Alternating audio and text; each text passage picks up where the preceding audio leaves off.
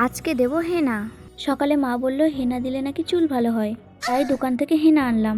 প্রথমে হাফ বাটি জলে হেনাটা ঢেলে তারপর তার মধ্যে কাঁচা ডিম একটি ফেটে দিতে হবে। কিন্তু এই কি, মা বলেছিল সাদা অংশটা দিতে, আর আমি তো হলুদ অংশটাই দিয়ে ফেললাম। যাই হোক, কি আর করা যাবে, তাই তার মধ্যে একটি অ্যালোভেরা দিয়ে দিলাম। কিন্তু এটা কি হলো আমার সঙ্গে, দেখতে একবারে কেমন লাগছে, ছি।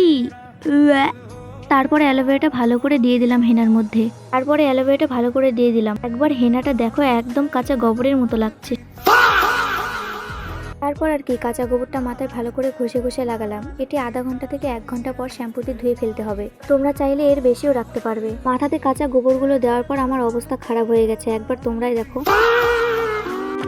আমার হাত মুখ একদম সব শেষ হয়ে গেছে। কিন্তু পরের রেজাল্টটা দেখে আমার মাথা একদম হ্যাং হয়ে গেছে, কারণ আগের থেকে চুলগুলো অনেক কালো এবং সিল্কি হয়েছে, স্মুথ এবং শাইনি। তোমরা এরকম চুল করতে চাইলে তোমরা হেনা ব্যবহার করবে। তারপরে আমি খেতে বসে বললাম কুলফি। पहचाना मुझे?